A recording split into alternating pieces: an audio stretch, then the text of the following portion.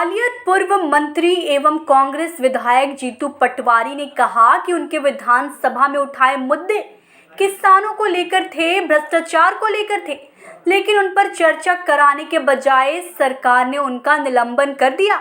उन्होंने कहा कि यदि किसानों और भ्रष्टाचार के खिलाफ आवाज उठाने पर सरकार उनकी आवाज दबाना चाहती है तो यह नहीं होगा।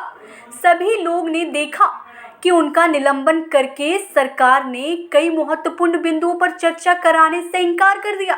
ग्वालियर पहुंचे कांग्रेस विधायक जीतू पटवारी ने कहा कि वे किसानों के गेहूं का 3000 एवं सरसों का 7000 का समर्थन मूल्य करने को लेकर अपनी मांग पर कायम है। उन्होंने यह भी कहा कि हाल ही की ओलावृष्टि से गेहूं और सरसों की फसल को बड़ा नुकसान हुआ है।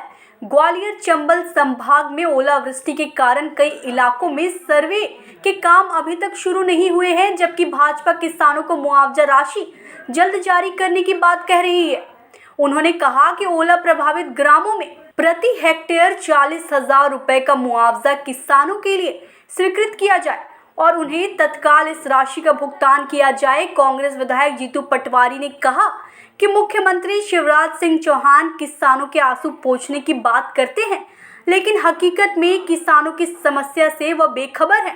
उन्होंने कहा कि कांग्रेस सरकार आने पर एमएसपी इन्हीं दरों पर लागू की जाएगी। ग्वालियर से विकी शर्मा की रिपोर्ट। कहती है कि भाई हमारी सरकार आ जाएगी तो हम बीजेपी का ये कर देंगे, वो कर देंगे, ऐसा कर देंगे, तमाम तरह के आरोपों का प्रत्यारोप की बात करती है। क्या बदले की सियासत करेगी कांग्रेस पार्टी सरकार बनने के बाद? पहले तो मेरे आपने ये तो बताया नहीं, ये कर देंगे वो कर देंगे, तो क्या कर देंगे वो बताओ, क्या करता है, किसने कहा करो उसका उत्तर दो।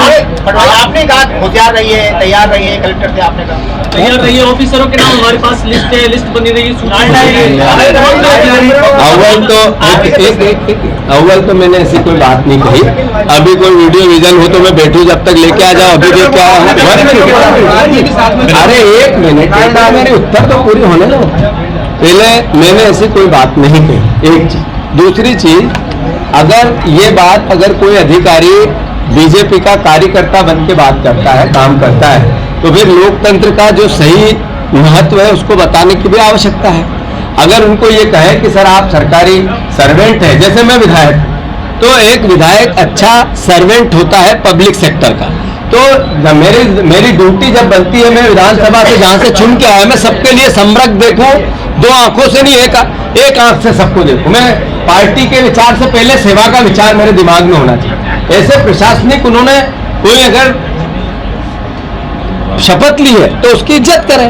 इसमें अगर ये किसी को बताते हैं कि आप शपथ की इज्जत करो, न्याय करो, बदले की भावना से काम मत करो, बीजेपी के कार्यकर्ता मत बनो, तो क्या गलत करते हैं? आप बताओ, ऐसा नहीं करना चाहिए। और अगर कोई अधिकारी ऐसा करता है तो फिर सही समय पे जिसके पास कलम की ताकत हो वैसे अधिकारी को न्याय संगत सेवा देना क्या गलत है? पटवारी जी, आप मानता हूँ पूर्ण करें, हम उसके विरोध में नहीं है, पर झूठ न बोलें। थोड़े दिन बाद जब चुनाव आएंगे तब अलग तरह के बहाने बनाएंगे, चुनाव के बाद अलग तरह की बातें करेंगे। ये एक तरह का अन्याय होगा उन बहनों और भांजियों के साथ। जीतू जी, मेरा अंत में ये मैं क्यों कह रहा हूँ? मैं इसलिए कह रहा हूँ कि लाडली लक्ष्मी योजना का 1 लाख रुपया 21 साल की बेटी होगी, 18 साल की बेटी होगी, उसके खाते में आ जाएगा। जब मैंने ये सवाल किया तो कभी उनको सर्टिफिकेट देते हैं, कभी अलग अलग प्रकार की और बातें करते हैं। तो आपने 18 साल से 15 साल से उन बेटियों को कहा कि आप लखपति बनोगी, और जैसे ही 18 साल की सर्टिफिकेट देने की बात करने लगे। तो इस तरह का भ्रम जाल क्यों? ये सवाल है। मैं फिर से ग्वालियर चंबल में आज सुबह से घूम रहा हूँ, गुना से आया, वहाँ कार्यकर्ताओं से बात की, फिर मैं शिवपुरी में रुका, फिर अलग अलग तरीके से हजारों परिवार के लोगों से मैं सुबह से मिला हूँ। एक तरफा कांग्रेस का माहौल है। लोग शिवराज जी को हराना चाहते हैं, कांग्रेस को जिताना चाहते हैं संभावनाओं के साथ। और जिस तरीके का ग्वालियर चंबल में मुझे ये स्वागत सत्कार तो अपनी जगह नेताओं का होता ही है, पर जो भावना आंखों में दिख रही है, यहाँ पर 80% से ज्यादा कांग्रेस की सीटें आएगी, ये अपने आप एहसास होता है इस बात का। मैं फिर से देरी से आया, इसके लिए आप सबसे क्षमा प्रार्थी हूँ। और मेरे परिवार के जो लोकतंत्र के चौथे स्तंभ के प्रहरी है, बहुत मेहनत करते हैं, दिन रात लगे रहते हैं, और मैं मानता हूँ अपने अपने संस्थान के प्रति उससे ज्यादा लोकतंत्र के प्रति जिम्मेवारी से काम करते हैं। मैं आपका स्वागत और सत्कार